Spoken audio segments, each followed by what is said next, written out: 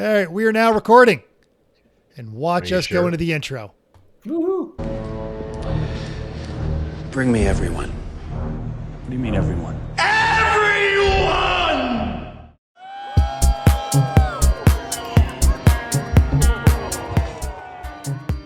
Welcome to Everyone Racers, a show designed for the world of low-dollar racing and oddball car culture. It doesn't matter what kind of limit champ or lucky track dog league you run, SCCA or NASA, we don't discriminate. As long as you drive it hard and built it yourself. Join us each week for tech discussions, tips and tricks, as well as news and notes from the world of amateur endurance racing. And whether it's on the spot, hella sweet, or we're lucky enough, and Chrissy gives us just the tip, we're sure you'll giggle a little and learn even less. Everyone report to the paddock.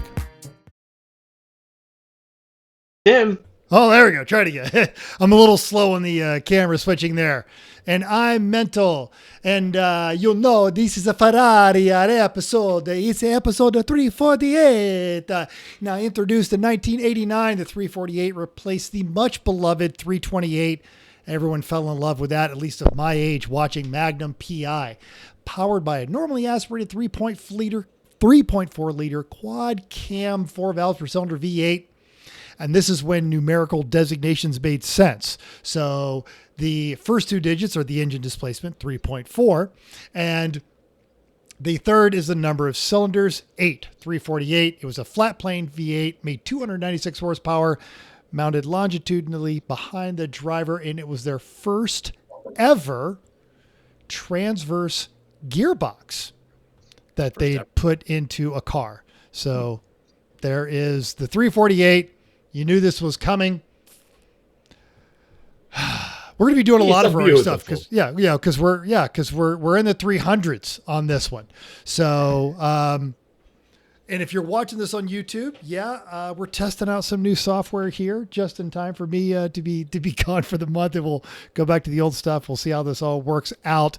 But as we often start the program off with my man Tim, what you working on? I am working on getting used to a new normal. I'm sad to say that my little girl Zoe, who, if you've been to a Lemons race, dressed up as a zebra, we lost our girl this week. So getting used to a quiet house, and relearning kind of what life's like without a dog. So one of the things that I'm looking at is my schedule for the rest of the year, because now I've got a lot more free time. So I'm looking at some races that I didn't have the chance to attend prior to that, and kind of reevaluating how things are. So it's going to be a new chapter in life until we find another little nugget. There's my girl right there, and so pour one out for Zozo. And we posted that up there. Yeah, everyone, I came home and like my dogs were all like, why are you being so weird and extra cuddly? Yeah. And it's, and I have no doubt that, these things these creatures tend to find you. So. For sure. Okay. Mental, what are you working on? So, if you were watching on our social medias, I finished my rolling garage table, which is a replacement for a wooden one that I had built some years ago.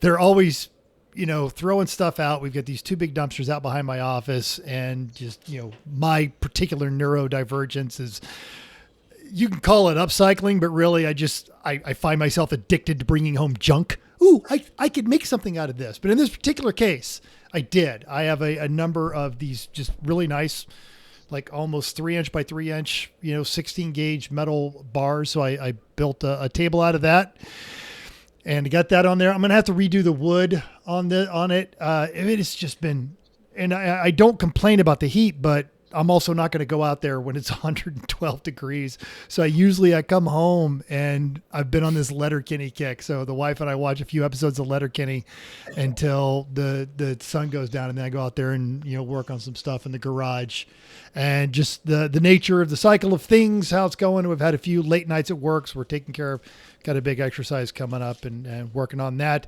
And you're watching this on the video. You see a familiar face. And you may have heard a voice, but it's our guest this evening. All right, it's Jim Bauman. Howdy, everyone. Howdy. Jim, what are you working on? Well, first off, Mental, are you incorporating any 928 parts into your rolling table? I'm just curious. No. I purged. Crank up as a leg or something? I don't know. I'm down to, I've got one headlight and then the original manhole cover wheels on those. Okay. It's like an end of an era. Yeah, I know. And actually, I'm keeping the manhole cover wheels because when I get the 5-lug conversion by 914, I think they'll actually look kind of cool. They'll look different, yeah. Well, that's really sorry to hear about Zoe. She was a fantastic addition at every Lemons race, and I got to know her quite well on her home turf and in Maine. And I always thought if we could find a little, Snell helmet and like a little fire suit, and we could probably strap her into the race car with Tim, and Zoe would have been perfectly happy. Oh, God, yes. 100%. Because when Tim was in the race car and Zoe was in the paddock, nobody got any sleep, right? Because she's like, where's Dad? But then when Tim came back, she was like, I'm going in the race car because that's where Dad is. Zoe may or may not have ridden next to me in a side-by-side at a ridiculous speed going through the woods and loved every minute of it. So I think she might have enjoyed being in a race car. Yeah. I think she had it in her blood. So sorry, Tim, to hear that. News, great dog, obviously, so it can't be replaced, certainly be missed, but glad to hear your schedule may be opened up. What I'm working on, I'm back in Arizona, back in Tucson. Split my time between there and San Francisco, and came back to a dryer that doesn't dry. It just spins around. And so I'm trying to become an appliance repairman. I'm trying to channel my inner Maytag man, even though it's a whirlpool. We'll see. I got the blue hat, watching some Gordon jump, since I think he was the Maytag man for a while. Anyways, so we're trying to figure out that. Have we gotten as far as there's power out of the wall? We know that. And that's about as far as we've gotten. So we'll see. It does spinny things. It just doesn't heat. That's about it. What's that? All spin, no heat. All spinny. Yeah. All spinny, no go. All show, no go. There's another guy that he just started a podcast, but he's been on Instagram for a while. Jimmy Wayne, guy out of Houston, does the truck astrology, where he's got the picture. Oh man, the only thing you're gonna get with that is an empty wallet from having to replace, whatever. Oh, right. But he started a podcast. He's got 2 episodes, and it's called The Reckon Yard, RECKON, as in I reckon. He tells the whole story behind it. It's worth a listen, but he talks about how his dad would repair everything, and he would take everything slowly apart and lay it out and make sure it all, it wouldn't be fast, but it would always be right. And right. It took me back, since we all started this ridiculous hobby. Now I have about a 400 batting average on successfully repairing stuff that is broken, but I am absolutely fearless. It's already broken. Can't be any worse. And I take things out and I lay them out in very specific order.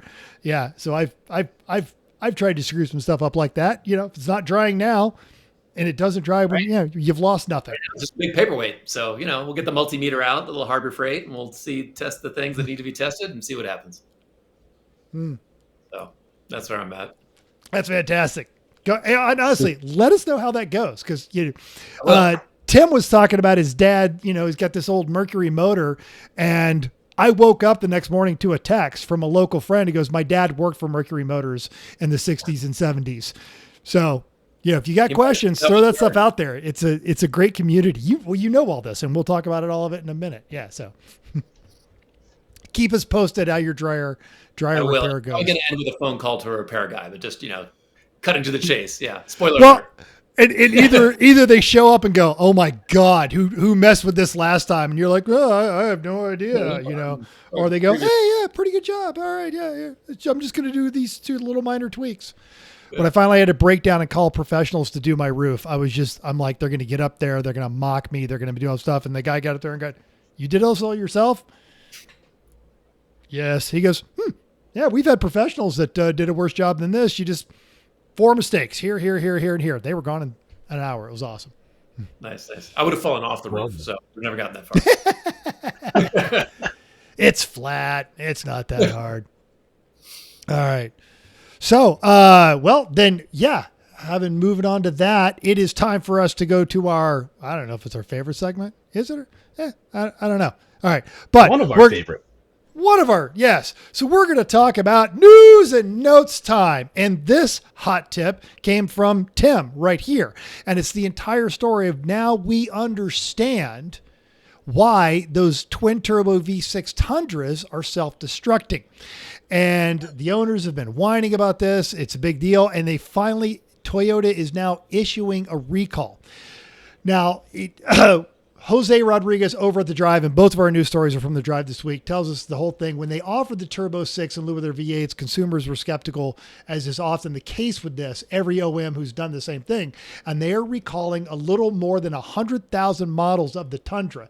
And the reason, models, quote, with a specific V35A engine that contains crankshaft main bearings, which allow the crankshaft to rotate within the engine assembly while running, which, if I understand correctly, is the purpose of a crankshaft bearing.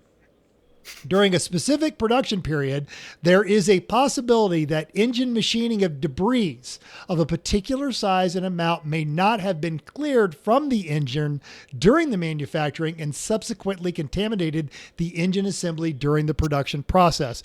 And I think that anybody that has changed unicorn glitter oil at a racetrack can understand that, but I feel like you shouldn't expect that kind of thing from Toyota. No flushy. No. They clearly didn't clean up their mess. They ordered 110 millimeter sockets and threw one in every engine before they sealed it up.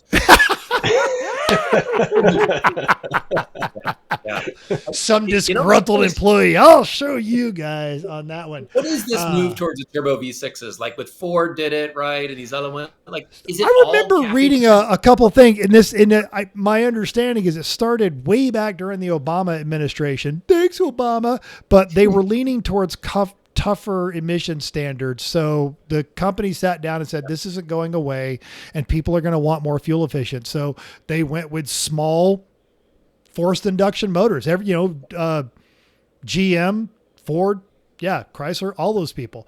I'm told that Chrysler, the small displacement diesel Chrysler, is a wonderful motor. I have no idea what its reliability, but guy in my office has a 1500 diesel and he freaking loves it. And he gets like almost 40 miles per gallon. So because diesel, but the EcoBoost, when Ford came out with the EcoBoost, they were slightly better gas mileage. I have the V8 of the same thing, right? Slightly better gas mileage, but when you tow, it is horrible because the thing is constantly under boost. Yeah. So your gas mileage is brutal. And make it eat. Yeah. So I don't know. They'll figure it out. Europe's been making tiny displacement supercharged and turbocharged engines forever. We'll figure it out, or we won't. I don't know. We'll just keep getting these big low-fee V8s. And those are all built in the States, right? Those turbo V6s? Yes, I believe that. Yeah, those are the Texas plant. Okay.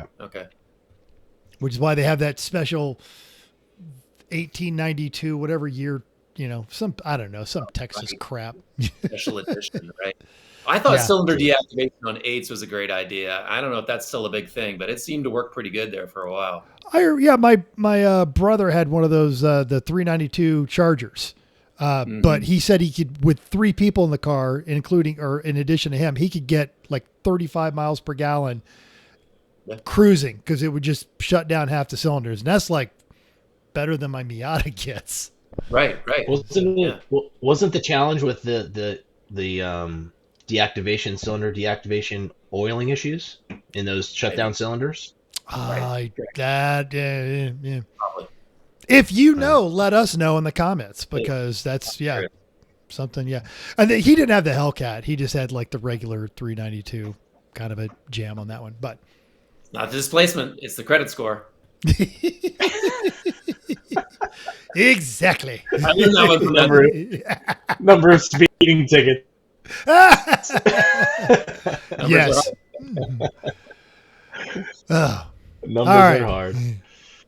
Well, the other piece of interest comes from Maddox K, exploiting a little-known law. The city of New York can and will auction off your car within 10 days of impounding it.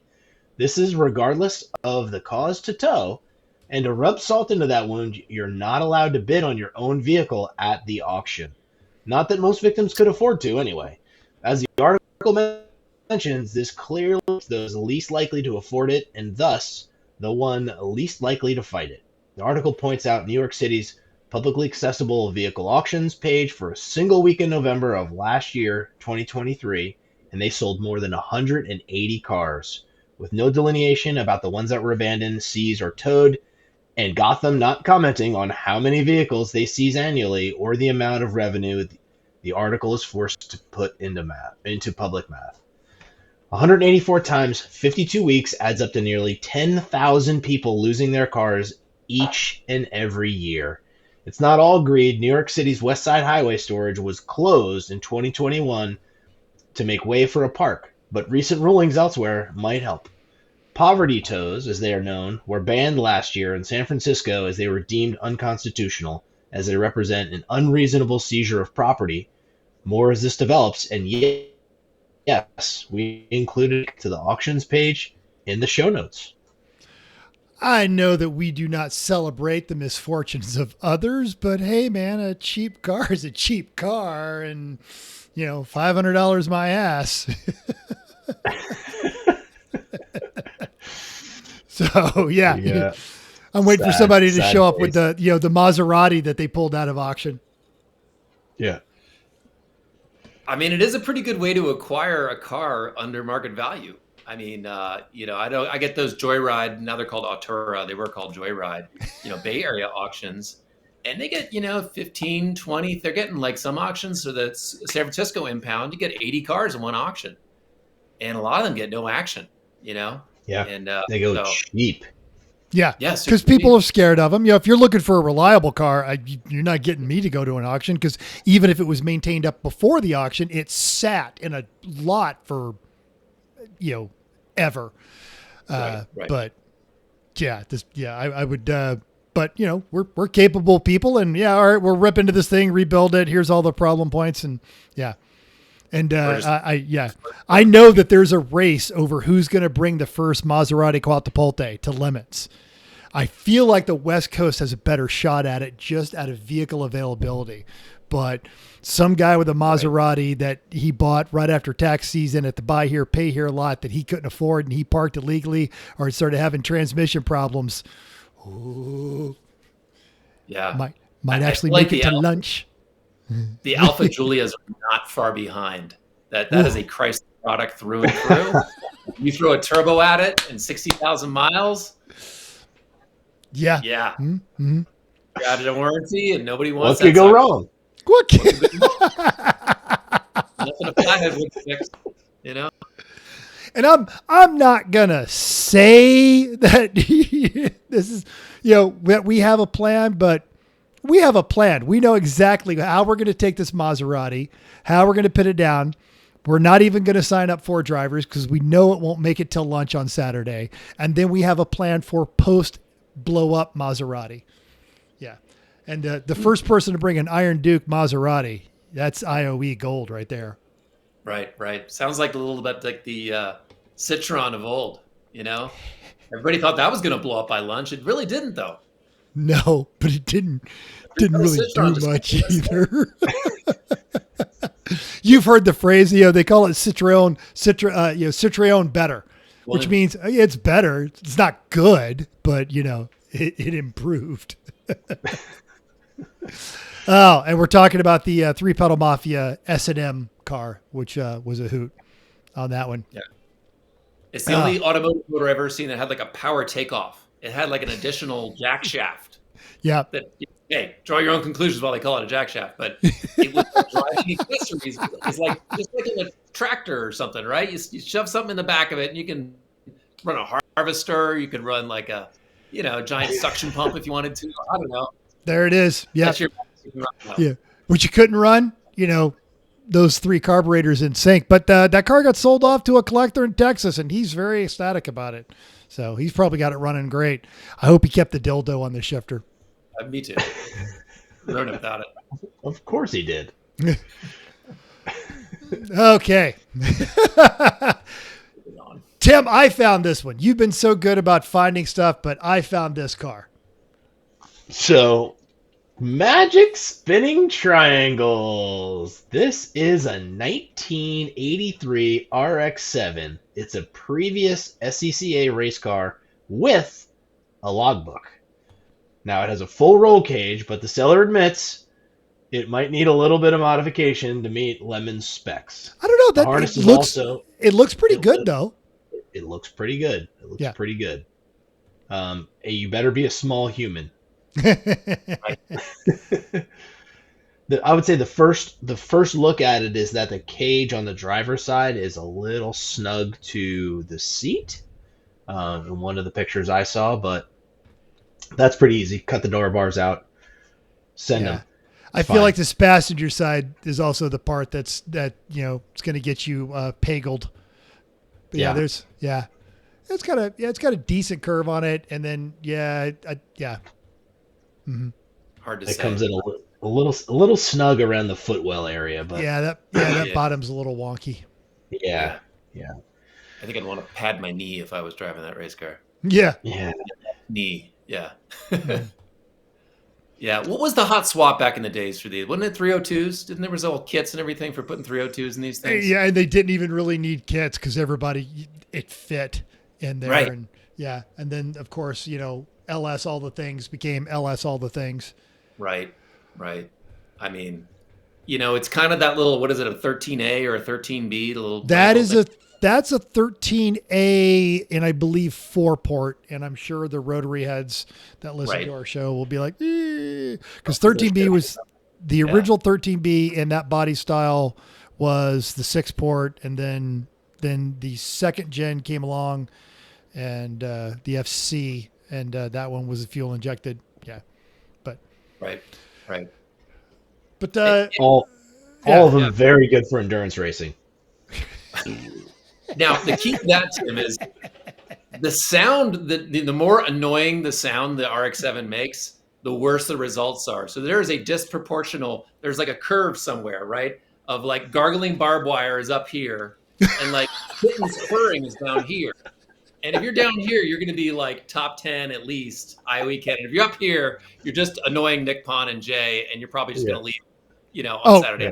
Not just them. At Sonoma, I know we implement the rule that if you come into penalty because it's inside those NASCAR garages, you turn your rotary off before you enter. Coast in, please. Yeah. Yes. Straight up, because it is just. Everybody's like. And I own 4 of those things, and I love RX-7s. On that one. But as we talked about in the notes on this one too, the stuff, John Pagel got his start racing one of these. So he'll tell you exactly what you need to do to fix the cage. And if you ever get him to tell you the story of how he won the Spec 7 race at Altamont, it's awesome. It is it's just peak Pagel. I'm trying to picture Pagel in an RX-7. I'm just seeing a lot of elbows and hair and I don't know how it's going to work. I want to see a photo of that for sure. He says there's one because so they were running the West Coast and Altamont was a tiny little, eighth of a mile oval before it got caved in there. And he looked at the rules and all he did was, make a modification now as suspension mounted so that the car defaulted to the left. And he didn't even realize he had won until the race was over. He was just, eighth of a mile oval. 25-second lap, right? Yeah. And so And because it was at the oval track, it was a feature. They paid him cash. You know, that's how those things go. It's a good story because he's a professional race car driver then. Exactly. But anyway, this car, they spent the money and they got the package because it's got like 10 photos, which is great. And of course, there's a link in the show notes. You've got 13-inch wheels. It comes with another set of 15-inch wheels. It's got a new fuel pump and the new fuel filler. They rebuilt the car. They've got the idler arms. They drained the tank and then coated everything just to get rid of the old stuff. It's got an alignment and it's close to you. It's in Arizona and it's less than $5,000. $4,900. So you get like for a small fee. I will go put eyes on it for you. Boom. There you go. You get 4 people with $2,000. You could have this at the butt. Easy. Now, serious question though. So if you're running 13s or 14s, where are you finding 190 treadwear these days? Anywhere? That's a fascinating question. You may have to just go with the all season, Douglas extra tracks and it's either Hoosier A6s or Douglas All Tracks. Yeah, it's one or the other. Mucho Macho. Mucho Machos. Yes, there you go. Get the Mucho Macho super. Yeah. Phased off. 15s are next. Yeah, they're coming for your 15s. I really hope not. I have a little tiny Honda out front. Yeah, I would take my Miata down to 15s, but I won't be able to clear the brakes I want to put on it. So right. All right. So, hey, yeah, check out Racing Junk. We got a link to the car on there in our show notes. How do you get the special deal, Mental? Well, we're waiting for them to get back to us, but I've been told that you can still use Pod 23 and get that discount. And they run specials all the time. Like $20 here. This will get you like a 1 month, sort of a thing. Yeah. Check it out. We're actually batting a pretty good average for advertising cars on Racing Junk and having people go and buy them. So it has worked out for us in the past. It is, but we talked about the butt and the butt's coming up in September. Yeah, we're all going to be there, aren't we? Yeah. Oh yeah. That's awesome. Sweet. Everyone's Tim, in the butt. Yeah. Everyone's in the butt. Tim, you're going to be racing, but me and Jem, yeah, it's going to be a good time. But that is a horribly worded segue to our next part, which is the upcoming races. And it is a busy, busy week on the calendar. That's you, Tim. That's all right. Your pimp. Well, Champ Car is running. I was clearing my throat. Give me a second. Champ Car is running. Sebring Under the Stars. It's a single day, 12-hour event, 55 cars, 12 BMWs. Not bad. 14 Miatas. All right, now it's too much. Yeah, that's... And it's Florida. What'd you expect? Yeah, yep. 5 Hondas, 2 Porsches, and a Ford effing Ranger from the Napoleon team of effing Ford Ranger. Yes, you can't go wrong with Ford effing Rangers. Okay, and I'm trying to switch between 2 computers here on this one. AER, they've got a much abbreviated calendar this year, but they are at Summit Point where I got my Lemons start after Altamont back in the day. So they're doing an 8+8. Now they've got 45 cars. Stay with me. 28 of those are BMWs. Oh, that is just series nowadays. So right? boring. Yes. E46 spec series. Oh, Yes. and it's 29 if you count the Mini Cooper. Right. Which Yeah. more of a no than a BMW. 4 Miatas, 2 Hondas, 5 Porsches. Of the 5 remaining cars, you've got a Mercedes 300. Okay. Cool. All right. An RX-7. And it's a first gen, like the one we just showed right there. An FRS, a Rabbit, and a GTO. Dale be praised. Oh, okay. All right. Now, 67 GTO? No, I think it's one of the new ones. Now, I did Tim dirty here, and I got the numbers for the next race, and then absolutely failed to put them in the show notes. So I'm trying to be very covertly pasting that in right now. so he can. Well, I just want to mention that the fact that there's only 4 Miatas at AER is actually pretty cool. Yeah. It's like WRL. They kind of end up running like their own race out there. And I've run AR. I've got no beef with AR, but it does feel like where every BMW CCA race car goes to die. Yeah, quick question on the Summit Point race. Do they run Super Mario Track Shenandoah, or do they run Collisions with Deers Jefferson? I think they run the collision with Deers. Yeah. Okay, right. Not Like, the one what, Lemons 50 used to run with the, up in front of you. the infamous, oh no. Yeah. The Collisions with Deers is the one with the, no, I think they run the big track. Yeah. Jefferson, I think it's called. Yeah. I wish, I know why we don't, but I wish Lemons would go back there because I love the carousel. That is like the only place that in the amateur circuit where you're going to have that. And it was, Tim, did you ever get a chance to run Summit Point? I have not. It's literally on the list. It was a the bomb. version. Yeah, it's a version like at the Nuremberg ring. You had a low flat paved bank, concrete paved bank, and then high flat. And you had to hit that bank. You would jockey for position because if you went the two flat things, you were just getting rocketed past by everybody who took that in there. It was unique. Transition from the straight to the banking part was like bad for your car. Like whatever you did, it was bad for the car. The wheels, the suspension, chassis, it just cumulatively, the car was getting some crack was getting bigger somewhere. Yes. You could hear like the underside of, So you're saying it's a great track to go and do an arrive and drive at. which is the only way I ever raced at Summit Point. That was my early iteration with the 3-pedal Mafia. And so many Hondas, the Wartburg. That was the one, right? That was like the EG or the whatever it was. This was the Spam wagon. He had a Wago van that it was Chris's mom's car. Okay. And he went and towed it out of her yard and fixed it all up, and it was all-wheel drive, and we ran that one for a couple of seasons, and then went to go put it up on jacks after a season, and the whole car kind of like went banana shaped. The only thing holding it together was the roll cage, and it was like, okay, time for another one. Yeah. Good times. But Tim, I think I've got the Lucky Dog stuff updated. Yeah, and speaking of Lucky Dog is making their series debut at Rockingham Roval for the Release the Rockhounds event.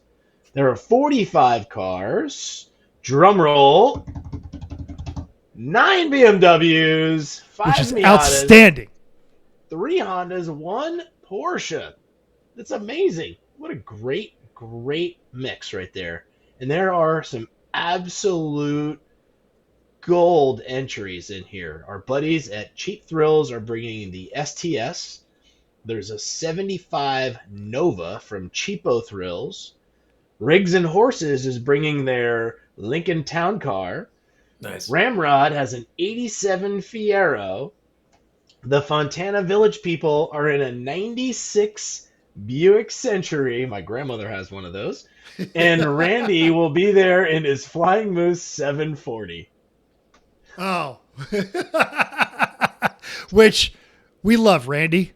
I don't think that car has ever finished a race. That car's been around, man. Oh, he's been, and I remember he made a video a couple of years ago of like, oh, the Flying Moose, it's back and it's better than ever. And it lasted like an hour. Yeah. The car's been around. It just hasn't been around the track. Well, and it's built within an inch of its life and it's fast as all get out. But yeah.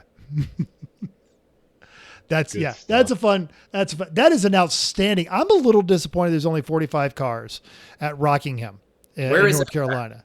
Yeah. North Carolina. If you're in the Southeast, this is a great chance. You need to go do a Lucky Dog race. Yeah. Yeah. A lot of fun. And invite us. Yeah, valid. Yeah. Yeah. It's not Lemons. Don't get me wrong, but they still put on I think a pretty good event. So Has Lucky Dog done a lot of East Coast stuff, or no, they just started a couple of years ago. They had the Carolina Cup, and it used to be a 2-track series, but now they've branched out. They unfortunately had to cancel Brainerd this year, which the track couldn't get them a date that works. Which I know, like our buddies over at FOMOCO were quite disappointed in that. But they've expanded out there, and they're even running Pitt this year, which okay, another great track. So you should get out there and run that. Tell Kathy and Charlene and everybody that the crew at E1R says hello. It's a fun event. I think it's the week after Connecticut, isn't it? Yes, The Pitt race, like they're right up against overlap. each other. Yeah. Speaking of Pittsburgh, did you guys get that email from Bring a Trailer about a big event that they're doing in the Pittsburgh area with like something in a park? It just kind of hit me out of nowhere. I don't know if you're on their mailing I think that's going to be in conjunction with the Pittsburgh Vintage Grand Prix. They've got a section that in Schenectady Park that they'll be doing out there. We obviously were out there last year doing the media thing, and the Pittsburgh Vintage Grand Prix is amazing. I was very excited that it was going to be the weekend after a big exercise, and I was almost going to be able to make it this year. And then they tasked me to do a specific task, and I will not be at the Pittsburgh Vintage Grand Prix this year. Stupid government. I know. Yeah. The man trying to hold you back. Unfortunately, the man also pays for my stupid racing addiction. So, I've got to do that. All right. Now it is time for Listener Feedback. Yeah. All right. So I posted up that what you're working on, talking about that table, my newly constructed shop table. And on the gram, Brett said, quote, I'm working on the same project in my garage. In my effort to minimize the horizontal space, which perpetually generates clutter, I downsize workbenches while increasing functionality. Boy, steel has gone up in price recently. Yes, it has. That's why I use crap that everyone was going to throw away anyway. I have the horizontal storage problem in my house. If it's a flat surface, it becomes accumulating. But I don't have that problem actually too bad in my garage. I have to prioritize my horizontal space for, like, right now, engines. So, yeah, I empathize. Our man Tyler Stankinator was elbows deep in some MX3 engine work. Among other things, he did a bunch of work to the MX3 in an attempt to address the persistent overheating and fix anything it may have damaged in the process.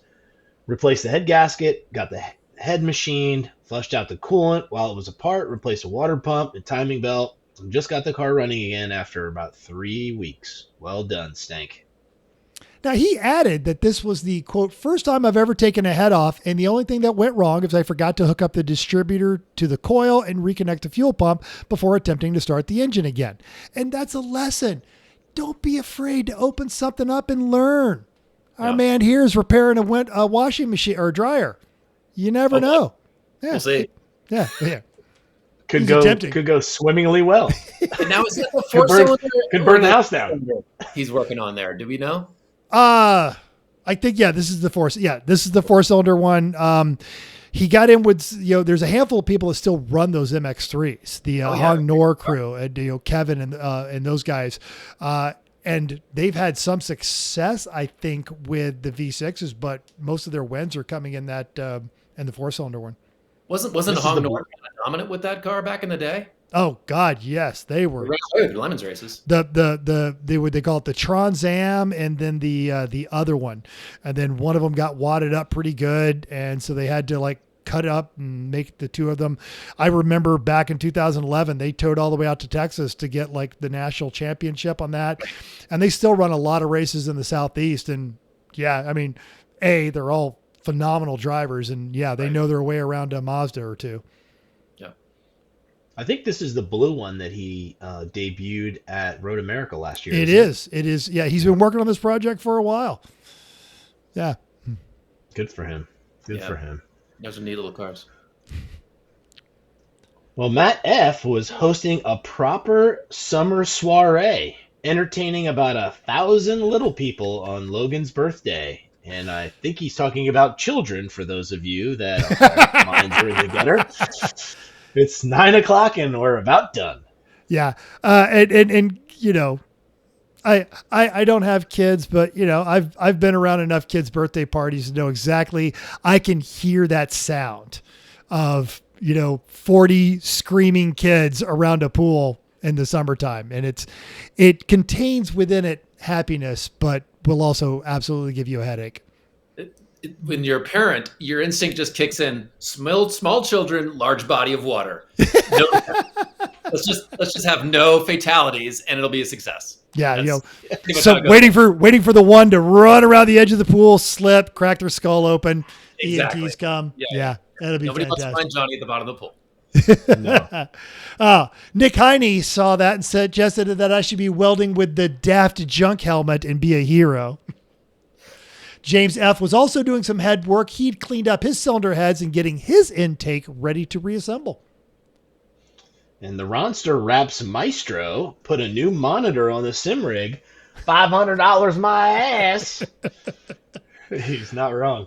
No. Andrew Steer was doing a little bicycle maintenance. Yeah. DJ914 replied, love seeing the T1 motors on the old workbench back there, the one that I'm replacing. Good luck on the new bench. No car stuff for me, as we just got back from Disney vacation. He was talking about my Volkswagen motors, my newly acquired Formula V acquisitions on there. And he did share a poster of or a picture of Lightning McQueen, as you do. Sure.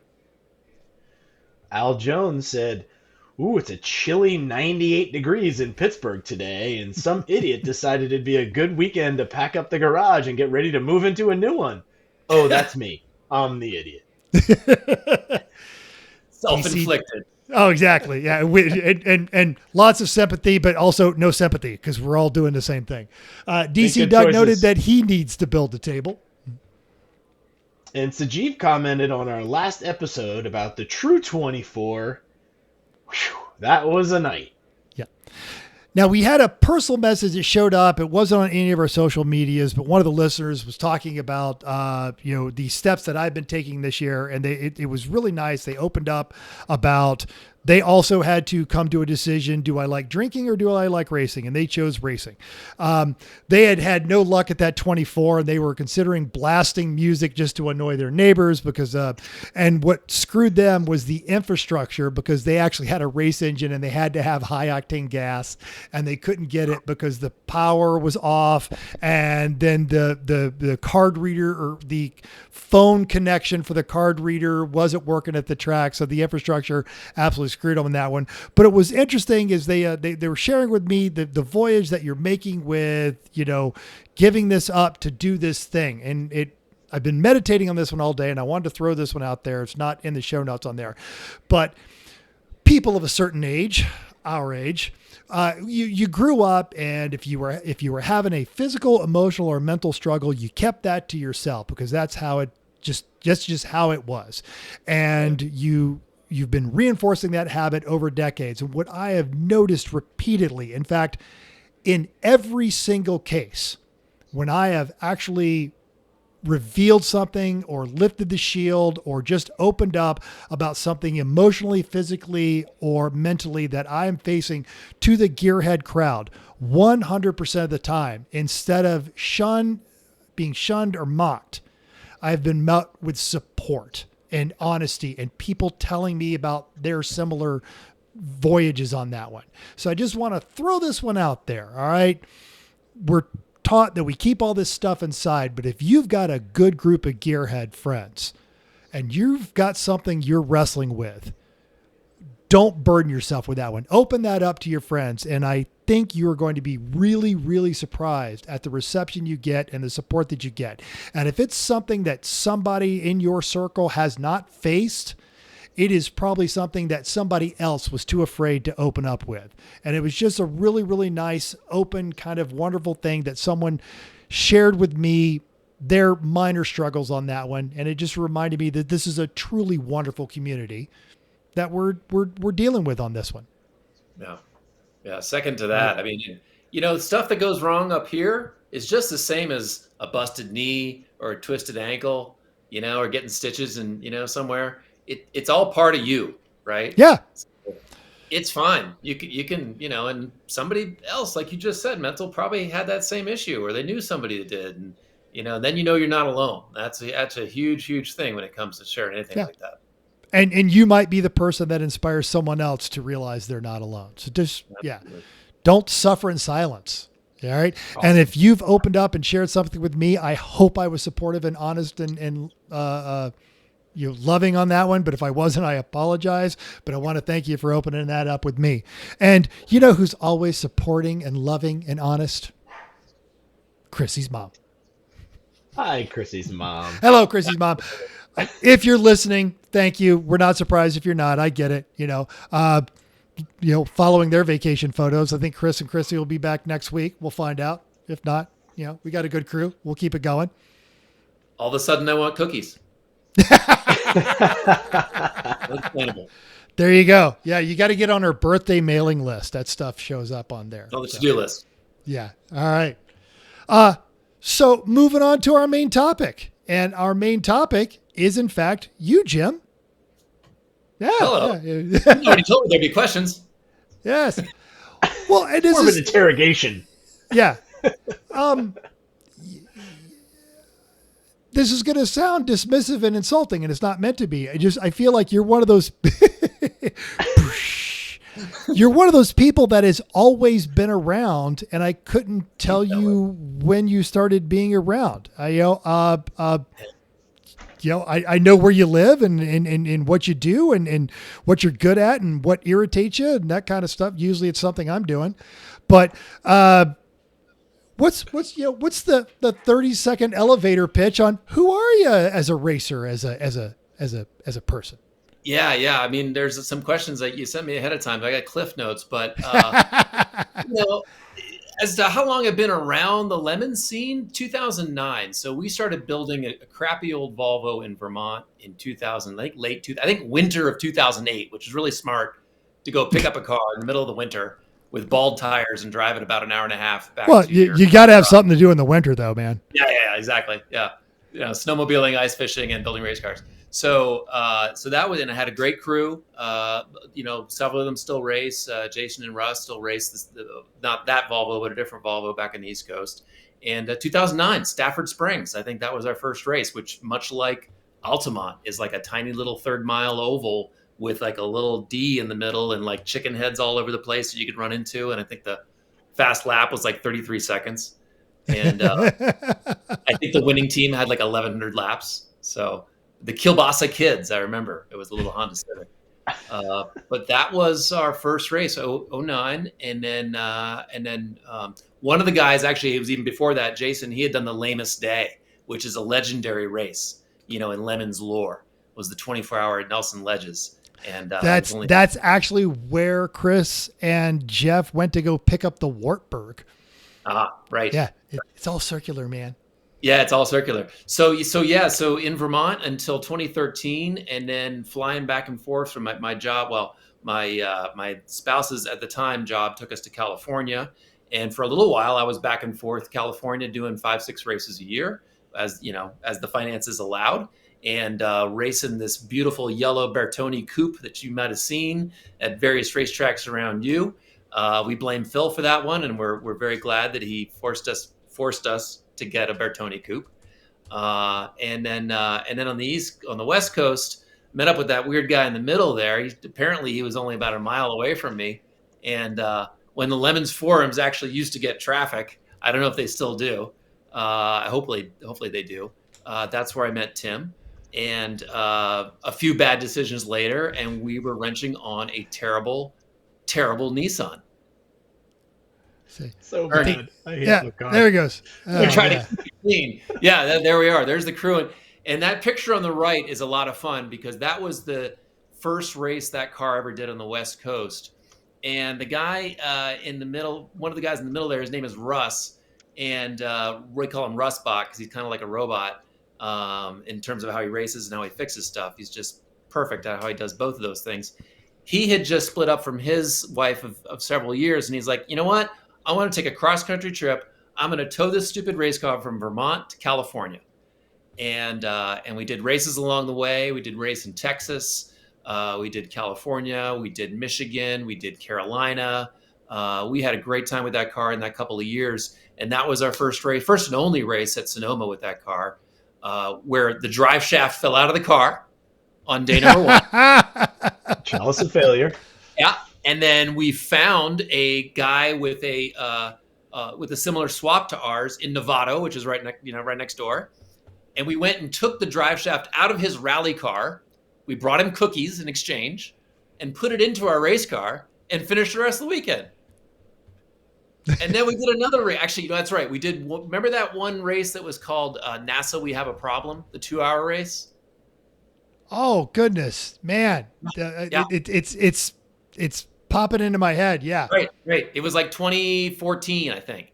And so Jason Ross and I did that, and we kept using the same guy's drive shaft. And then he came to the track. He said, "Hey, dirtbags, where's my drive shaft?" So at the end of the 2-hour race, we got under it, undid it with the special bolts, and handed him his drive shaft and a case of beer. There you go. And everything was good. So, but that's kind of the start of the Lemons scene. But it's been a great ride. It's really, Lemons has always been kind of a home.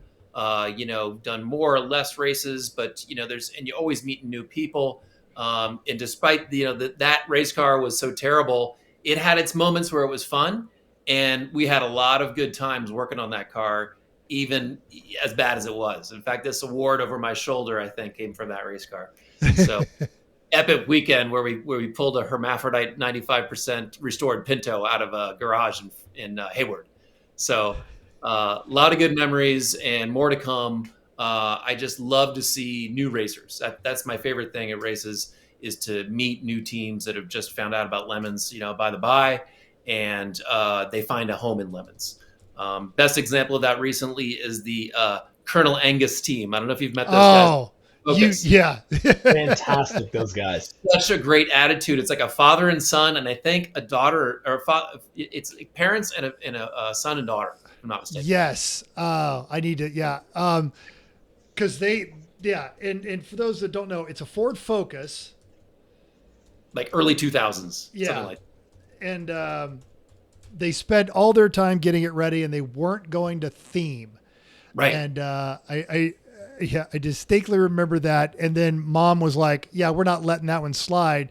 And she went down to the good old Hobby Lobby there and found every double entendre, nonsensical that she could make about Colonel Angus. If you don't know it, just put it in YouTube. Colonel Angus, SNL. Have fun. Yes. It was mostly safe work. Yeah. Don't do it on your work phone. Somewhat safe. I don't know. It's Saturday Night Live. It's PG-ish. Right. All on time. But yeah, and they're still around. Where did we just say they were just at Thunderhill? As a matter of fact. Yeah. And they handed out gift cards to some of the staff, as I recall. I think most of the staff got some nice gift cards from those guys. It was, they're just a really high quality people. And Lemons attracts those type of people. Well, it attracts all kinds of people. It keeps those kind of people. Yes. Some of the folks self-select out, and that's I'm okay. not a linguist. Cunnilingus. Exactly. And we've got no beef with them. I'm here to win. I'm here to do whatever. Okay. Yeah. Awesome, buddy. And we're not saying you can't win, but you're missing so much more if that's all you're chasing is the win. Yeah. There's some of the Colonel Angus. Colonel Angus living a shady thicket. Yeah. On that one. Yeah. So Jim, a little bit of news, some hot off the press news for you from Jersey. They are thinking about doing a reunion trip back to Sonoma with the Bertone. Oh, so I was like, "Are you sure you guys want to do that?" So that was is that car the most long? On the transmission. Isn't that the most long-suffering car in Lemons right now? I feel like it is. Way more smiles and miles than it should be allowed to have, because yes, it started off. Just a very quick story in that car is that our, much like the Honda we were talking about, our first Volvo was very rusty, And one time we put it up on jack stands. We noticed it kind of doing a little banana thing. And we said, wait, maybe we should get a new chassis. And that coincided with Feldgredden saying, if you guys bring us a Bertone, you can spend as, much, basically we'll give you the Bertone loophole, right? Which is, you can do whatever you want. So we found this thing down in Philadelphia. It was just a shell. We towed it back north. We, repainted it green, but we left the regular Volvo motor that we had from the other car in it. So just a plain Jane 2.3, whatever it was, 108 horsepower, something like that. And we won C-Class first time out. And we're actually 8th overall with it, which is like, we just stayed clean. And then a couple races later, we won B with it, very luckily against the, what are those guys that run the nice blue Volvo on the East Coast, are good friends of ours. They broke an alternator and we happened to win B at the end. And then flash forward a couple of years, that same car, now with a 940 turbo motor with the oil squirter, of course, we won just by lucky chance. Again, we won the overall at CMP. So that car's won all 3 classes and a lot of other shit in between. So it's just whatever, it was born under a good sign, that car. It probably has cracks, but, Russ gets it up in the long Vermont winters, as he's there in his waste oil heated garage with the bright lights shining them everywhere and welding up the seams and fixing the cracks. And, it just keeps going. It does keep going. I remember in, I'm going to say it was 2016. That one made it to Barber, and Jeff was driving it. I was running with Jerry Ringel in the Thunderbird, and Chris and Chrissy were down there with Thompson, the BMW, and we had just started doing this show. And we sent Jeff to the driver's meeting because, I'm not going to the driver's meeting. That's for new guys kind of a deal. And Jeff asked a question at the driver's meeting and somebody goes, I know that you're on Everyone Racers. So Bert won because Jeff came back from that because of Bert won, which is why he was in Alabama, and goes, bad news. People are listening to us. We have to actually revise some of the nonsense that we're saying. Like, we can't tell people to throw their batteries in the ocean because it recharges the electric eels. So yeah, there's, Bert One is a thread that keeps weaving itself through a lot of commonality in this automotive community. That's hilarious. Yeah. So yeah, got you in the Sorry for Party crew. So knowing that, the whole, the Burt one, and that's what you got, what got you started in racing to begin with? Or literally was your first time ever just, I'm going to go racing lemons? No, there was a bit of an evolution there. And going back to being a kid, Indy 500 was kind of a thing in our family because I had an uncle who lived really close to the track and would go every year. 2 of my uncles would go to the Indy 500 and talk about it. One of the uncles, guy lived in Maryland. He had a A1 Rabbit, not even a GTI, a Rabbit that he autocross. I'm like, what the hell's autocross? You're like the coolest guy in the world to me, right? And then the other uncle had like an MGB that he, so there was a little bit of car guy, on the periphery. But I do remember watching a fair bit of racing as a kid. In fact, this 88 Trans Am shirt I wore for a reason, because one of my favorite videos of all time is Hurley Haywood driving this car, I believe, in Belle Isle in Detroit. And the on-board camera of that racing. When they just violent. were, oh man, like they were, yeah. Oh God, I saw like a video and they were just annihilating everything because it was the first really successful application of all-wheel drive in street racing. And those things are belching fire and just like they're not slowing down for the turns or anything. 5 pounds of boost, 5 cylinders all weekend. Yeah. Right. Yeah. And, and Trans Am was like, well, we don't like all-wheel drive. Go away. So they banned it. Which, it's annoying, but I feel like also in racing, that's a sign that you're winning when they have to make a rule about you. It is interesting that Audi keeps moving to different racing series. And I have been an Audi file at times. I sort of go in and out of being an Audi guy, but Every race series. Usually when you drive one, you're an Audi guy. Then you have to fix one. You stop being an Audi guy. Yeah. After like my third Coupe GT, I said, maybe I have a problem here. So Yeah. Every racing series, right? Rally and then Trans Am and Le Mans, and we'll see what happens with F1. But they have kind of pushed the envelope and changed the series, everywhere they've gone. So we'll see. But so that was kind of like early days, and then also I was at the right time to pull a Lazy, Senna, Prost, Nigel Mansell, right? There were some crazy good days back in the late 80s and early 90s when I was a kid to watch F1. And you really had to try to watch F1 because they had like 2 races. They had like Monaco and one other one, right? That was the only ones that were on ABC. Yeah. Back in they would still run. Long Beach was actually F1. Right. Yeah.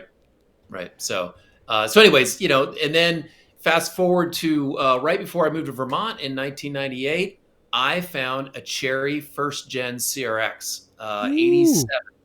And I said, this is going to be, I know about autocross. This is going to be my autocross car.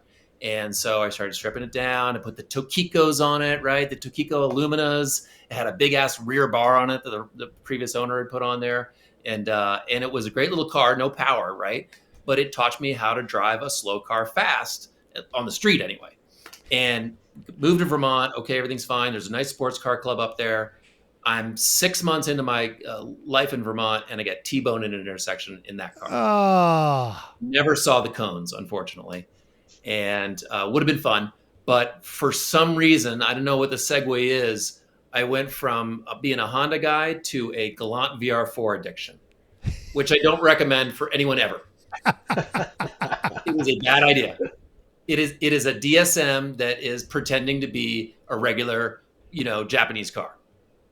And they only imported 3,000 of them for a reason because, there it is. Thank you. All right. There's one of them. I don't know which one that was. They all rusted to shit. That was the one I picked it up right near Normal, Illinois, where those damn DSMs were screwed together. And isn't Normal, Illinois? I think it's like Rivian or somebody now, or Lucid. I don't know. Lordstown is the... it's one of them. Yeah. Right. So there's the Gallants, and they were a lot of fun. Also, the Gallants introduced me to hill climb. And if you're not familiar with hill climb, that's from Mount Philo. It is an amazing discipline in motorsports where you basically just try to go up a hill as fast as you can without hitting trees. And they run that on like roads that they close off. Right. Yeah. Right.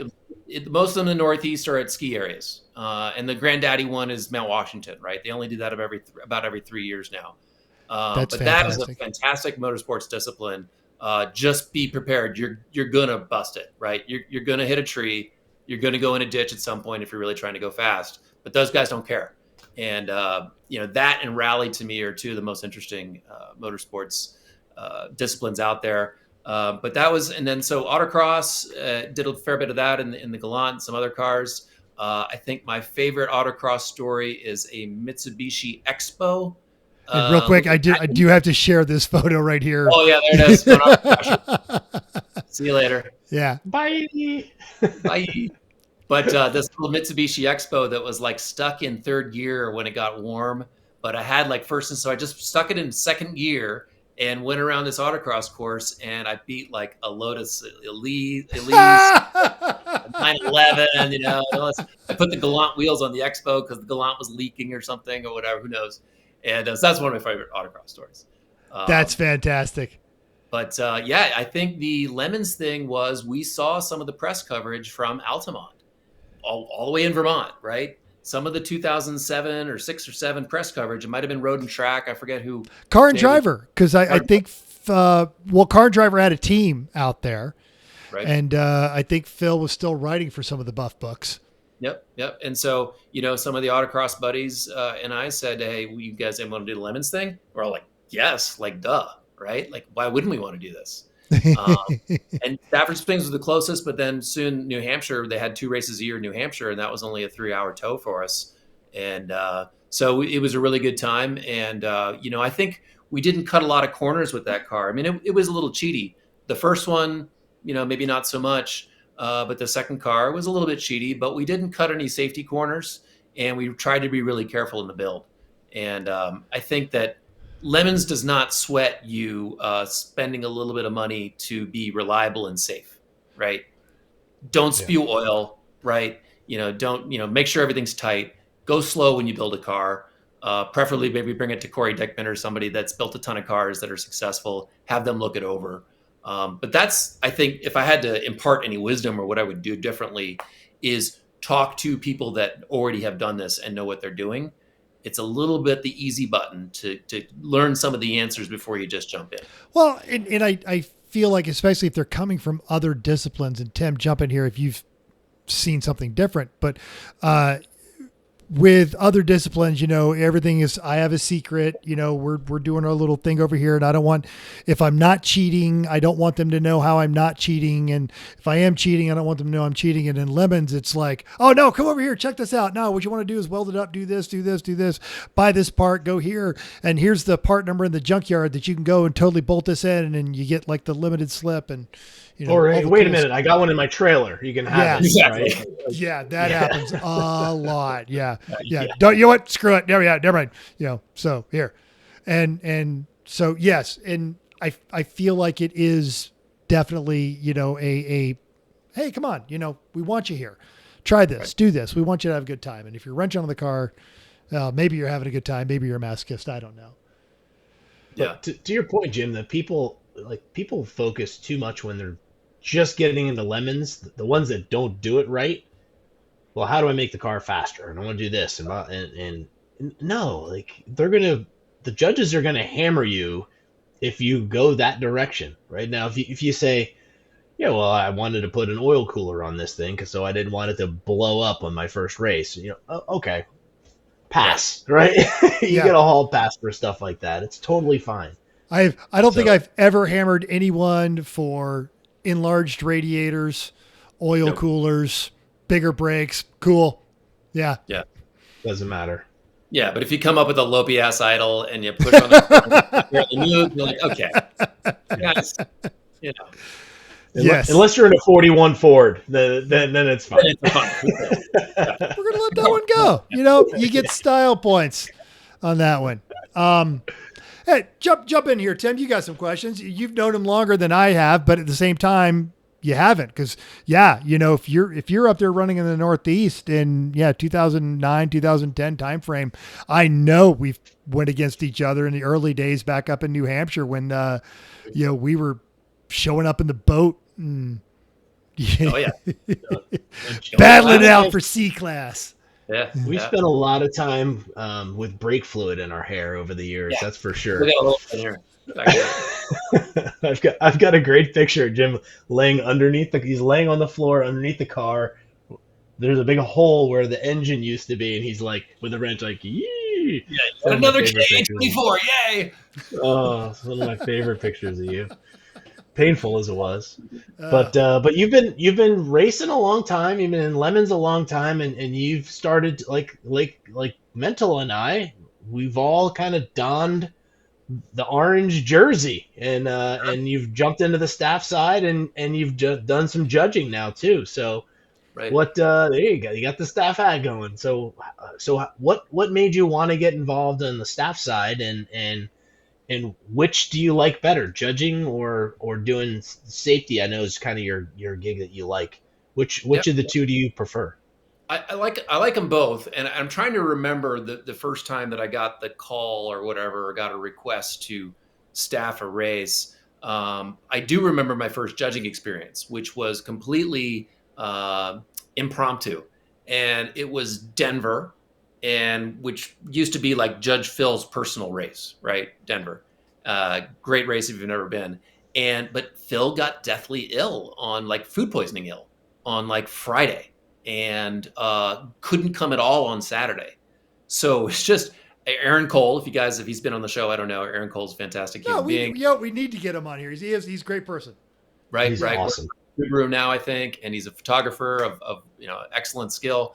But Aaron Cole and I kind of got thrown into the fire, and I sort of emceed the event, and Aaron was my judge. He and I were judges, and that was my first experience. And it went really Well, because I met all the teams, and maybe I didn't know all the judging protocols, and maybe I pissed a few people off. But basically, I had learned by watching people like Phil, like Jay. I love when Jay used to be a judge. I got a few good talking tos from Jay. Didn't we And, all? yeah, yeah. And so I learned that there is a fine line between treating somebody with respect and listening to them, but also not, taking any of their bullshit and really saying, "Hey, look, we're here to keep you safe. We want to have some entertainment out of this value, sure, but the real reason that we want to, have you come in the penalty box and talk to us is to learn from what you did wrong and not ruin the weekend for yourself or the rest of your team, right?" And there's a fun way to do that. There's judges who are really good at de-escalating. There's judges who are really creative with penalties. So the judging is a ton of fun. But I do love the safety aspect as well. I think the safety aspect, same thing. We don't want to bust your balls. We want you to learn something and learn how to do it better and safer. And my favorite thing to do is, and don't have to do it very often anymore, but the favorite thing to do is to watch a team do a pit stop and watch them do it too slow because they're trying to go too fast, right? There's fuel jugs around and they're yanking drivers out of the car and they're, wiping down the window. They're doing everything at this ludicrous speed. And if they just took dialed it down to 7/10 or 6/10, the whole pit stop would be a minute faster. And Yes. pulling guys over and saying, "Hey guys, huddle up, the car's gone. Thanks. Here's some things I noticed. Biggest thing though is slow yourself down, right? Because you're going to get hurt. Somebody's going to trip. Somebody's going to spill gas, whatever it is." So that aspect's a lot of fun too. And I've also done a lot of the gate work as well, greeting people on Thursday when they roll up after a 5 or 8 hour tow, where they broke a wheel bearing on the side of the road, and just kind of just being a nice face, right? For them to show up at 9:30 right before the gate closes is also a good experience. I feel like, Lemons is definitely a customer friendly organization now, thanks to a lot of the staff, from top down. We really want to be a welcoming environment. And so the gate is a great place to do that too. I never thought of it that way, but yeah, we've had those exhausting, oh my God, this is gonna be a miserable weekend, and then someone fun at the gate. Hey, how's it going? Right. No attitude. We made it. Yeah. We made it to Wally World. Any questions? But the staffing's been a lot of fun. I think Kim runs a tight ship, but you always build a camaraderie with that team over the weekend. And there's a deep bench of people that are regular staffers, but there always needs to be more, because people have real lives and they can't do every race and they can't travel all the time. So if you've ever had an interest in it, you are one of the racers, put your hat in the ring. It's not too hard to do. You just walk up to Kim at one of the races. She's at most of them, or Rich Misek, who's also at most of them, and just say, "Hey, my skills are this. Could you plug me in somewhere?" A lot of folks will come in on a trial basis and see how they do for one weekend, and then it goes from there, kind of thing. Mm-hmm. But yeah, it's a lot of fun. We've all done it, and all the positions are great. The judging is its own special kind of fun. Fridays are tough, right? Fridays you do not get a break from 12 to 6 or whatever it is. You're not going to sit down. You're not going to eat. You're not going to go to the bathroom. You're just going to and your voice is going to go hoarse. And what I've noticed is when it's when it's a good crew, I don't notice all of those things. And all of a sudden, like, there's no more cars. What time is it? Oh my God. Oh, I'm exhausted. Give me some water. Oh, I suddenly have to pee. Right. Yeah. Friday goes hard in the paint. Yeah. But I love it. Yeah. It's, and you're an adventure athlete, and Tim, you're a triathlete, and I run. But at the end of a Friday, like a good Friday, when you got like a good crew and you guys are all hitting on all cylinders, and you're having fun, you're getting the media and stuff like that, and it's finally over. It's that same kind of rewarding exhaustion you get after you do one of those kind of races. Like, Sure. I'm going to sleep well tonight. Right. And the other thing I would encourage people to do is that other racing series always need staff too. And you will learn a lot if you go work at a Champ Car event, or if I was lucky enough because I knew, Kim had kind of brought me in, is I did a whole season almost with Trans Am. And that was really great to see the, pro racing side of things and how they do it. It will really make you appreciate lemons is number one. Right? But it's also, they take safety really seriously. They take, the rules are serious, that type of thing. And people have a lot of money in it, but people still have fun. And, I was recently able to first time, marshaled an F1 race, and that was really cool too. Yes. Yeah. Yeah. We were going to transition to that, but yours is so much better because it's more organic. We'll get there. He totally just teed it up, didn't he? I mean, I worked a Mount Washington hill climb with my kid back in 2011, and that was a ton of fun, right? The second day, I think we did nothing but chase illegal spectators out of the woods all day. That's what we did most of the time. Generally speaking, you don't get paid. You might get paid a little bit, and they cover your travel and stuff like that. Maybe they don't. But you're going to meet some cool people, and you're going to have a new experience, and you don't need to spend $1,500, which is basically what a Lemons weekend is per person these days, right? Between gas and everything else and tires and brakes. It used to be $1,000. Now it's $1,500, per person. Least. Yeah, at least. Keep going. Keep going. Especially if you have a 454 and gas is $6 a gallon. So Don't do that. Yeah. Don't do that. It's open refinery. Yeah. So, so staffing, I highly recommend, or find your local, SCCA or whoever it is that runs autocross in your area and go get involved there. You don't have to have a race car to get involved, I guess is my point. Flagging is, always something to do with your local racetrack, but there are cool and interesting people in every aspect of motorsports. And oddballs too, like us. We're living proof. There's oddballs everywhere. But in general, there's a lot of people solving really interesting problems and working really hard. So I find that interesting. That's awesome. So tell us a little more about being an F1 marshal. How was that? Proceed with caution.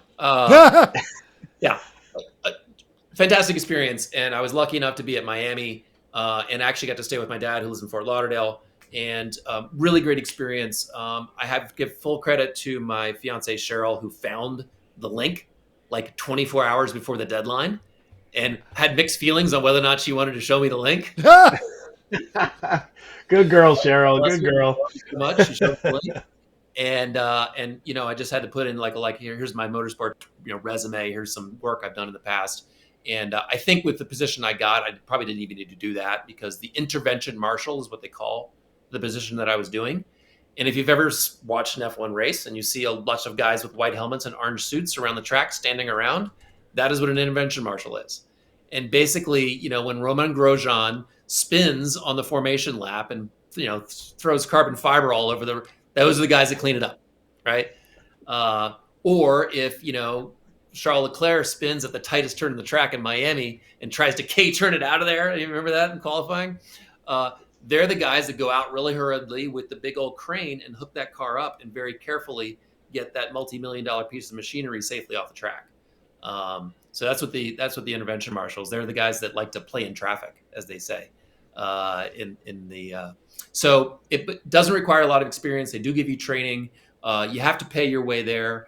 You don't get a hotel or anything like that. You get a few goodies they give you, but you get a ringside seat to F1 for the entire weekend. And that is pretty damn cool. You get a tiny bit of free time at the track. We had the coolest thing where they gave us a police escort every morning down 95 from Fort Lauderdale down to the track, where we had a whole squadron of, I think they were Broward County motorcycle cops. That was cool as all. And so it's just a really cool experience. Vegas, I think the deadline just passed for being a marshal for Vegas. So the next U.S. opportunity would probably be Miami next year. Motorsports Reg is where they do it, the signups for it. Highly recommend it, especially if you've ever done any flagging or radio work at a racetrack. They definitely need you, and maybe those positions are slightly more interesting to flag an F1 race than it is to be an intervention marshal. Because I had the similar dilemma. I got the link. So yeah.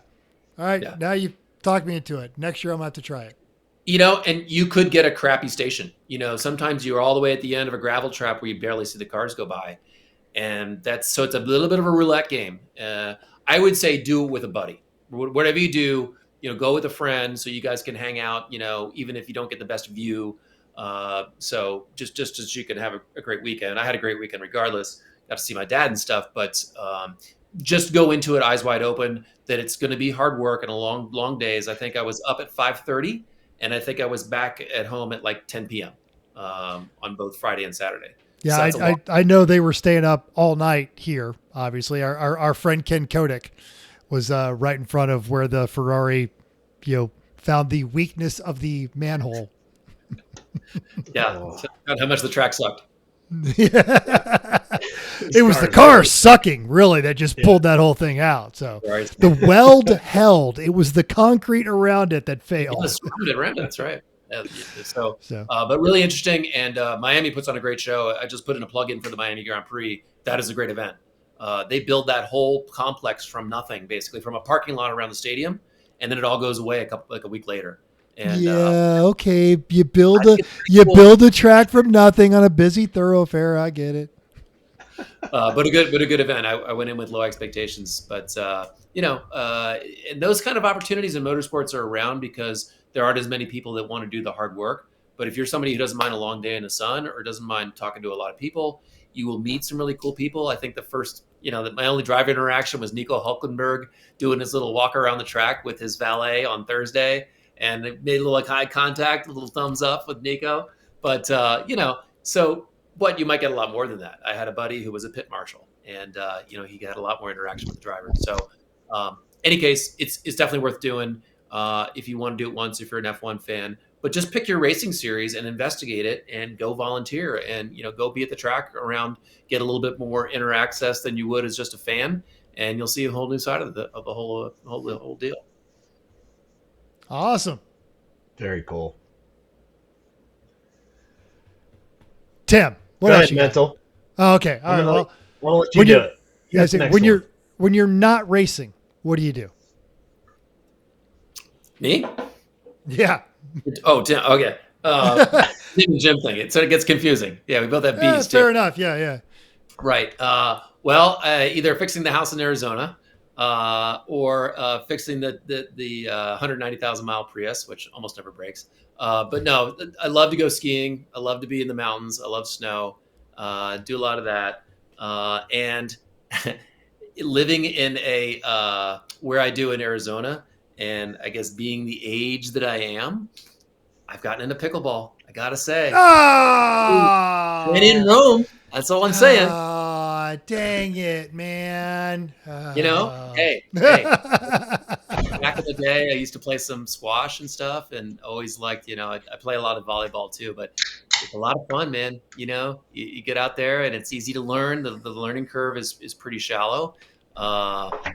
It's a ton of fun. So, hey, if I came to you with a problem, you would be accepting. No. And I'm glad you were finding a healthy outlet. I'm not judging you. I'm judging pickleball. Isn't that the same thing? It's different in my head, but yes, it is absolutely, totally the same thing. But all right, so what's your favorite track? My favorite track is going to be an interesting answer because it's never had a Lemons race there. Is the Circuit de Tremblant in Mount Tremblant in Quebec. That racetrack had the Canadian Grand Prix, I think, in the late 60s and early 70s. Go back to some of the Jackie Stewart footage and those type of folks. And Gilles Villeneuve, and those kind of people that race. There's I want to say a great video of Scott Goodyear in the 944 Cup there eons ago where he starts last because they had to swap the turbo on his car and he finishes third. Yeah. Just a fantastic. I was just thinking about earlier. I wish that we would go north of the border just to see a couple of the tracks up there, like, Mossport or some of the other ones, Calabogie. You've driven some of those. What's that? You've driven some of those. Yeah, Calabogie, Mossport and Tremblant. But Tremblant by far because the beautiful setting with the mountain there and the ski area and this cool little town and rich executives coming in on their helicopters and stuff. But the track itself is very committing, beautiful surface, wide, great runoff, great curbs. There's no shortage of investment because a lot of rich people from Montreal and other places go up there. Beautiful track. Race it if you ever can. All right. Super Good cool. answer. That is super, super cool. What's your favorite event? Like in Lemons you're talking about in general? I mean, It's got to be the Stuntin' and Splodin Summit Point event. By far. That was, I mean, it's definitely not peak Lemons. You know, I'm not saying Lemons jumped the shark, but I will say Oh, people driving ATVs into track pads. how no one died that night. There may have been a tent and there may have been an RX-7 and, you know, I don't know. You can't prove anything. Yeah. I remember someone falling off the back of that mountain of wall pads, like the pyramid of wall pads, and someone falling off the back of it and everyone just going, and then you hear them hit a pad in the back because it was probably a good 10-foot fall. And they're like, yeah, I'm fine. And everybody just goes back to, yay. Yeah, that was the advent of Stuntin' and Splodin. That's where the rule came from. And, yeah, that one. And then, you know, what was hilarious is the next morning because they put everything back, but the colors were out of order. And I think also, you know, the infamous burnout contest with the boat and the, Yeah. Now, a close second was probably the Jersey event with the bowling alley, the gooseneck trailer and Speedy Cop had set up a bowling alley, and the rave dance where the Cheetah Volvo guys were you know, DJing a rave dance, and Bert may or may not have cage danced at that event. oh, yeah. Maybe footage, you know, I don't know. Ask Diane DeCola from, you know, the Volvo. She might have some. But the Jersey races also were a great party. And I think that the potlucks that we're seeing on the West Coast now, they're really starting to up their games. The Denver is always a great event, but certainly the Summit Point and that Jersey race stand out for me. Yeah. That was definitely an evolution. What's your best memory on the track? So there's a lot of good ones right out there, and our Volvo was relatively quick, so we had the luxury, right, sometimes of not racing too hard, right, because we knew we could kind of put the pedal down, and 15 psi covers a lot of bad driving habits. But I think my favorite one was actually getting number one was passing, I think, who were the guys from American Top Gear? Tanner Faust. Oh, I think Tanner Faust was awesome. That was great. I mean, it was easy to do, but it was still fun. But getting caught by Randy Popst in the 740 when I was in Burt, and this was Road Atlanta, and we were having a terrible weekend. The car wouldn't start. It was cold. It was raining. It was sleeting, and I got in the car, and I'm out there racing. And I'm learning the track, and I'm having a good time. Starting to get a little adventurous with it, and I see the Volvo maybe a third of a lap back. I get a view of him, and every lap he's getting about 2 or 3 cars closer. Every lap, you know, Randy, here he comes. And sure enough, I think I held him off for about 3/4 of a lap, and I'm like, this is stupid. Like, why am I doing this? This is Randy, right? In his own personal vehicle. Like, who do I think I am, right? And then of course he disappeared. But it was good because I was like, hey, this is fun. You know, he's immortal. I mean, we've seen the Subaru pictures. We all know what's going on. But that was a really fun experience. And that was the race, by the way, where he had to walk around the paddock in a tutu, as I recall. Yes. With, you know, selling for whatever their charity was. I forget who the charity was. I want to say it was Lemons of Love. Yes, because he had incurred the wrath of the Kim. Yeah. Your wristband is your wristband and yours only. Just remember that. Don't give it to anyone else. And no one is immune. No. So that was the race he walked around in a tutu. Yeah, selling raffle tickets, as I recall. That is amazing. I have not heard that story. That is. Oh yeah, that was the. I'm gonna say it was. Yes, it was the first time because I talked Three Pedal Mafia into coming down. I'm like, guys, come on down. It's great. It never snows in December. I was standing like 4 inches on the track on Friday. Yep. Got out of work early because it snowed, drove straight to the track on that day. And then they came the next year, and for only the second time in 14 years, it snowed in December in Georgia. And they said, we will never come to Georgia again. Mental, you're an asshole. Yeah. Hey, at least you didn't go to Decatur in March in Eagle Canyon. That was the snowed out Lemons race. I did actually. Oh, you were there? I drove my brand new RV like 100 miles from Atlanta all the way to Eagles Canyon Yeah. Never snows there either. Yeah, and I remember as I got there, like the you had to go up the hill to get into the track, Yes, and the the guy's like, "Oh, they're having a real hard time getting up there, man. If you ain't got 4-wheel drive, I wouldn't even try it." And I kind of looked at him. I'm like, "Yeah, I lived in Nebraska." Dropped it into second, rolled right through, didn't even break traction, drove right at the gate. It was great that we had the RV because ended up Chris Champion, Mary, and a couple of the other guys from the old Texas version of Tetanus. It was a lovely place to be warm. Yeah. Didn't race anything. Yeah, I think we all got sick. It was 3 of the guys from Burt one, Jason and a guy named Tom and I. And we nicknamed our hotel room Gringos Muertos. Because we were sure that's what the staff at the hotel was calling our room, because we were all sick and we were all in there like most of the weekend, like wet and cold and tired. And when those poor ladies had to go in there and clean the room, I'm sure they were like, oh.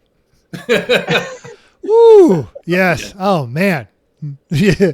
All the memories. Oh, Nope. the great snowed out race. What's your favorite memory in the paddock? In the paddock. There's been a lot of good ones. I think seeing the boat towing the jet ski was pretty awesome. So seamless. It was so well done. CMP. Yeah.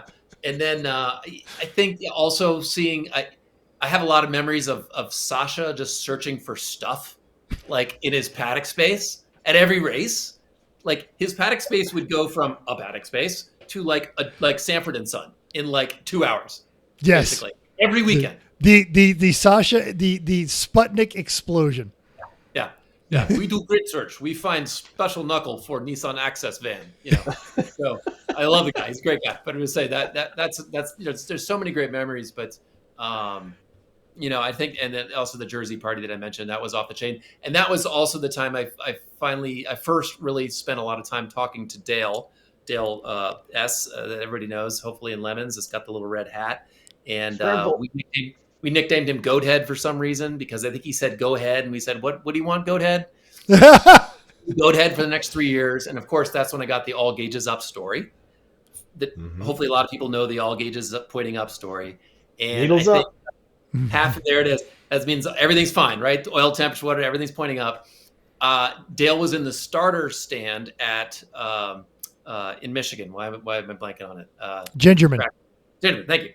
Gingerman. And I'm coming around. I see Dale in the thing, and I did the whole, all gauges up right to the starter stand about 3 laps in a row.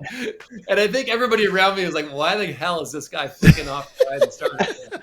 But, Dale knew what I did. Happy birthday, Dale. Happy birthday, Dale. Oh, okay. This is a bit deep, but what racing advice are you going to give to your younger self that you know now and you wish you knew when you first started? That is an interesting one. Racing advice, like on the track racing advice, or just overall approach to the pastime? Just something you wish you knew when you started. Got it. I would say ask more questions and meet more people. I think early on we were pretty self-contained in our team, and we felt like we didn't, I think, go out of our way to meet people. And I think that's probably the most interesting aspect of lemons racing for sure, and other racing disciplines, is the people you meet. So, like Tim was saying, that guy might have the differential sitting in his truck. You never know, right? Or you might have a 6 millimeter Volkswagen stud, that snaps off, if you look at it sideways. So you might have a whole, kit full of those. But you're going to meet some really interesting people. You'll meet some oddball people too that you maybe want to walk away from, that type of thing. But it's okay. It's a mixed bag. But I would say walk around the paddock when you get a chance, when you're still sober, of course, and see what people are up to and ask questions. And it comes naturally to us now because we've been to so many races that we do that sort of thing, because we know that's like the best part of the weekend. But I think when you're new, sometimes you're in your own little shell a little bit and you don't do that as much, and you kind of can go under the radar. So I would say get out there and meet people as much as you can. And I would say for on track, listen to what Jay Lamb says about endurance racing. it is not a racing problem or a speed problem. It is a resource problem. Getting a track around, car around a track for that many hours is all about how you allocate your resources. The brake pads, the gas, the tires. The car is not going to take an incredible amount of abuse for the entire weekend. So you got to treat it like something that's, is a finite resource. And if you come at racing that way, I think when I first got out there, I thought, this is just like an autocross, except longer. I'm going to go, as fast as I can every single lap. And that usually ends in tears. So that would be kind of the racing advice that I would give. Solid. Yep. Good advice. Good advice. All right. So now Don't be the guy that breaks the car. Don't be the guy that breaks the car. That's for sure. So now, if you could buy any car, what would it be? What is your dream car? Does it have to be a brand new one? God, no. No. All right. Anything. So my standard answer for a long, long time was Lotus Exige. I think I've moved past that. And I think I'm going straight to the B4 Audi, the 90, what was it called? The S2.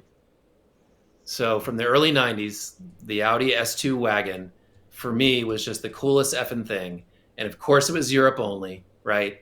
And it had a big honking turbo, and it had Porsche brakes, and it had turbo lag for days, but it was the coolest effing thing out there on the road. And actually, I think they're attainable these days. I think you could probably import one. Yeah, there you go. You could probably there. Thank you. That right on cue. Wow. Well done, Mental. Well done. I think you're rolling around one of those just on the street as a quasi daily would be pretty effing cool. I feel like it'd be a good filter too. Anybody that comes and talks to you about that car, you're like, okay, they're obviously a gearhead. Right, Yeah. right. It's not a Polaris slingshot. You're not getting attention for the wrong reasons. All right. Well, we could. You already mentioned your Prius. What you got running in the garage these days? So these days we've got the AMG wannabe SLK 320, which has the AMG appearance package. You have the AMG wheels, you have the AMG side skirts, you have a bunch of other AMG goodies, but you just had the regular old 3.2 Mercedes-Benz. I think it's the M112 motor. Really good motor, by the way. That's a solid motor. Yep. Yeah. 12 spark plugs, 6 cylinders, no waiting. Good torque, decent gas mileage, okay to work on.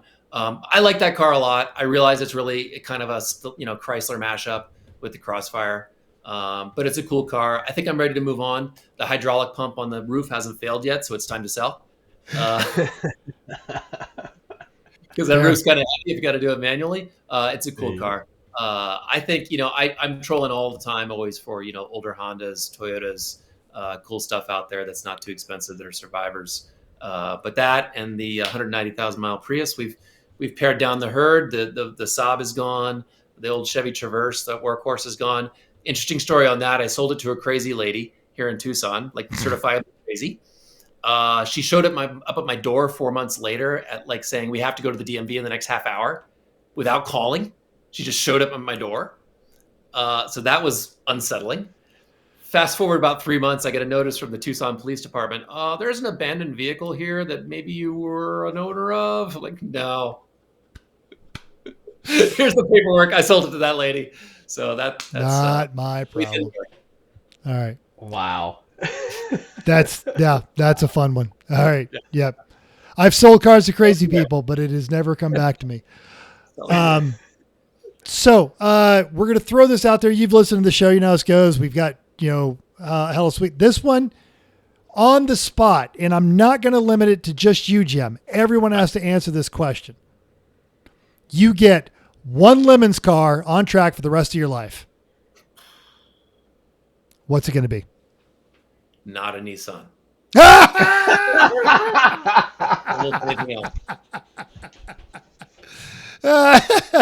I'm going to cheat, and I'm going to say peak Omega. B-class winning Omega. So much fun. Oh, that car was just dialed. Curbs? What curbs? Yeah. Miatas? Whatever, pal. Oh, you think you can go through that corner fast? Watch this. Hold my beer. Oh. Yeah. All right, but no, seriously, which one? What's your peak lemons? Whatever lemons car. That's it. But that's the only one you get. I'm going back to my roots. That Bertoni was the tits, man. There we go. All right. Live axle and all that shit that it's, and the welded diff. I remember watching that thing try to park with that welded diff.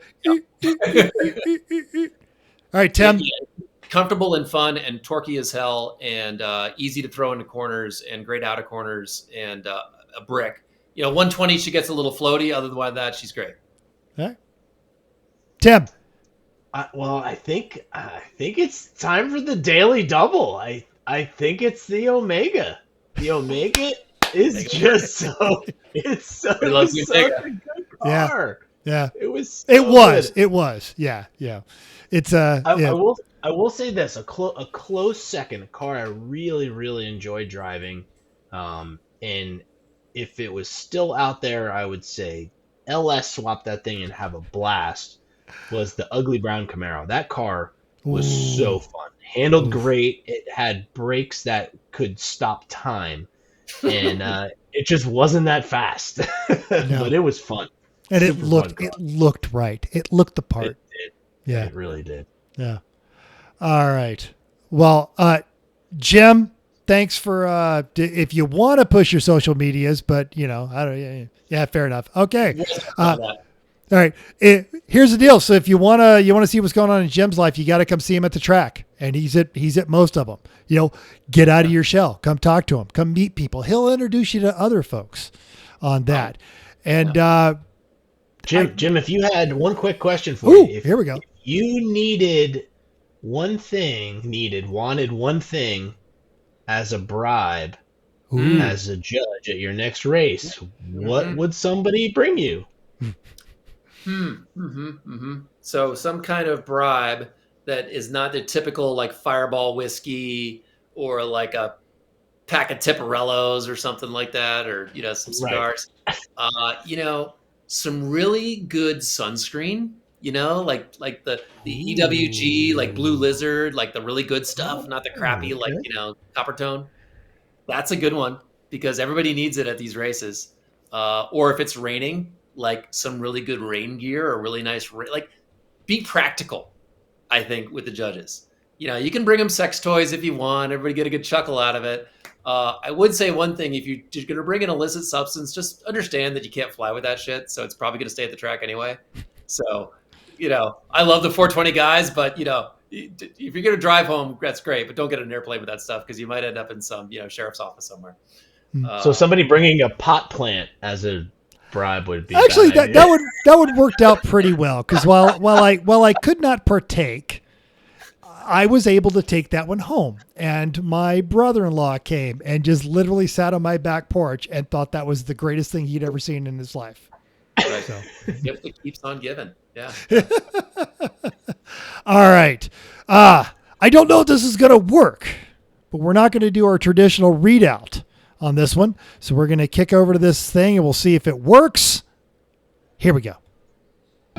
Thanks for downloading us. We hope you enjoyed this week's edition of Everyone Racers.